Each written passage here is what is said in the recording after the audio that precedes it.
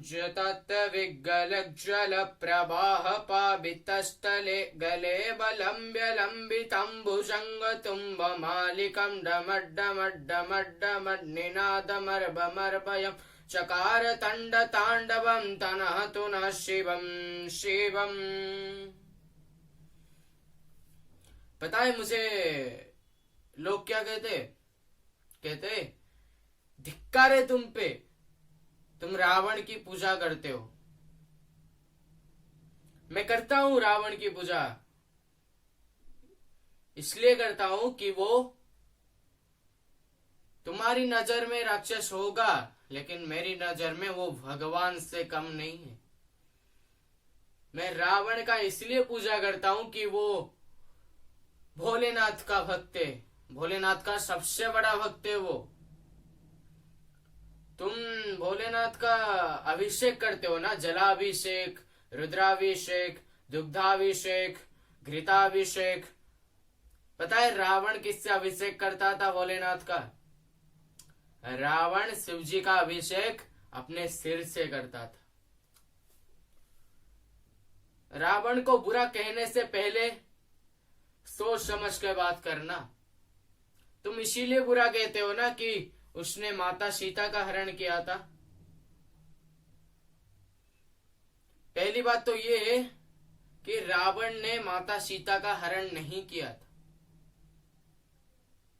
रावण के छाया सीता की हरण की थी। रावण जिस सीता का हरण किया वो सीता असली सीता नहीं थे, वो सीता की छाया थी।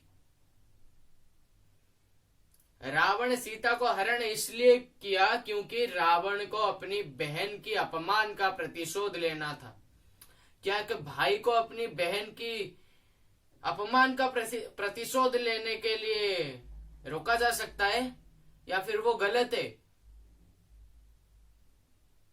तुम सब ने उसे गलत कहा, तुम सब गलत कहा उसे।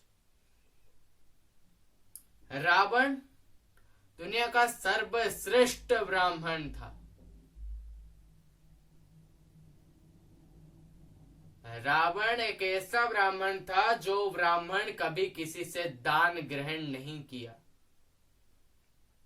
और एक बात बताऊं, जब श्री राम ने रामेश्वरम की स्थापना की थी और उसी शिवलिंग की प्राण प्रतिष्ठा करने के लिए जाम्बान जी ने रावण को ही चुना था, क्योंकि रावण के अलावा रामेश्वरम के प्राण प्रतिष्ठा करने के लिए और कोई सामर्थ्य नहीं था।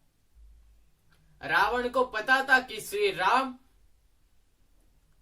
उस शिवलिंग की स्थापना रावण के ऊपर विजय प्राप्त करने के लिए कर रहा है, लेकिन फिर भी रावण ने अपना ब्राह्मण की धर्म नहीं छोड़ा।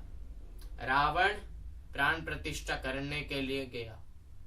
और हाँ, एक ब्राह्मण का ये कर्म होता है कि अगर यजमान के पास कुछ सामान की कमी हो जाती है या फिर कुछ आयोजन में कुछ कमी हो जाती है, वो आयोजन को वो ब्राह्मण को पूरा करना होगा। और राम के पास उनकी पत्नी सीता नहीं थी, और ये रावण का कर्तव्य था कि वो उस कमी को पूरा करे, क्योंकि रावण ब्राह्मण था। रावण ने सीता को अपने कमंडलों में लेके गया और प्रतिष्ठा के बाद फिर वापस लेके चला आया। वो अपने धर्म का पालन किया, ये पता होते हुए कि वो कार्य उसकी मौत का कारण है। तुम तो ये नहीं करते। और रावण को बुरा कहते हो। आजकल की जो जेनरेशन है, भाई भाई के बीच जो लड़ाई हो रहा है, एक कोई ऐसा बाप बता दो जिसके बाप का 2 बेटे 3 बेटे ऐसे हैं और उनमें कोई झगड़ा नहीं हुआ। एक बेटा साउथ में रह रहा होगा तो एक बेटा नॉर्थ में रह रहा होगा। लेकिन रावण को देखो, अपनी बेटों को इतना संस्कार दिया था कि सातों के सात बेटे अपने बाप के साथ बिना लड़े रहे थे और हमेशा अपने बाप का ही साथ देते थे। इतना तो संस्कार दिया था। लेकिन आजकल तो नहीं देते। तुम खुद से नहीं हो रहा और उसे बुरा कहने चल रहे। हाँ, माना कि वो उसमें आसुरी प्रकृति था, क्योंकि जब उसका माँ आसुरी प्रकृति की थी तो बेटे का आसुरी प्रकृति रहना स्वाभाविक है। हाँ, उसमें अहंकार जरूर था। तुम्हारे पास कुछ ही रीजंस होंगे उसे बुरा बताने के लिए उस रावण को। मेरे पास बहुत रीजन है रावण को अच्छा बताने के लिए। अगर सब कुछ बताने बैठा तो सालों निकल जाएंगे, खत्म नहीं होगा। रावण एक विशिष्ट संगीतज्ञ भी था। समझ में नहीं आ रहा है ना? आपके भाषा में रावण एक म्यूजिशियन था। शिव तांडव जैसे मंत्र की रचना करने वाला। और हाँ, रावण सबसे अच्छा बीना भी बजाता था। किसी की बुराई करते हो तो उसकी अच्छाई भी कर लिया करो। और तुम रावण का नाम को जैसे गलत इस्तेमाल कर रहे हो ना, खास करके आजकल की लड़कियां, इन्हें छोटे छोटे कपड़े पहनना है और इन्हें इज्जत चाहिए सनातन धर्म की। सीधी बातों में बोला जाए, ये कर्तव्य करेंगे शूर्पणखा की जैसा और इन्हें इज्जत चाहिए माता सीता की जैसा। नहीं होगा। और इन्हें जो वो इज्जत नहीं देता उसे रावण कह लेते। आज तक ऐसा कोई नहीं जन्मा जो रावण के साथ समान हो। रावण 4 वेदों का ज्ञान रखता था।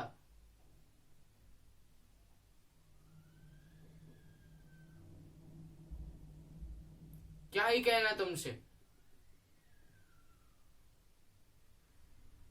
इतने अच्छे देवता समान व्यक्ति को तुम गलत कहते हो। धिक्कार एक रावण भक्त पे नहीं, धिक्कार तुम पे है।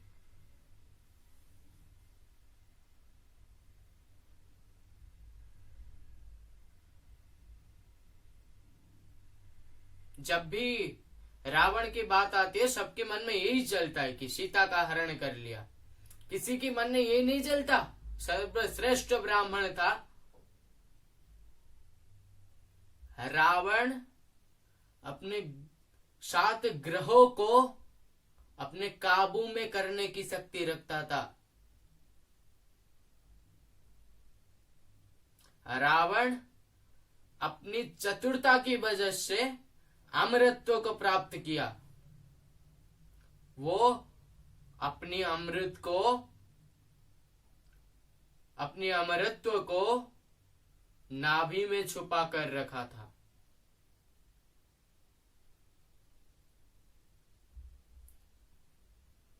सब कहते गलत है, गलत है, गलत है। रावण गलत नहीं है। तुम्हें जो कहना है कह लो, रावण गलत नहीं।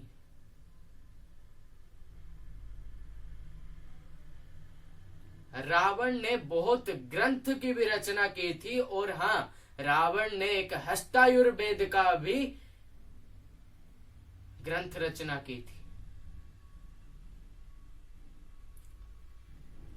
ऐसे तो रावण बहुत कुछ किया, बस अपनी अहंकार की वजह से वो गलत हो गया।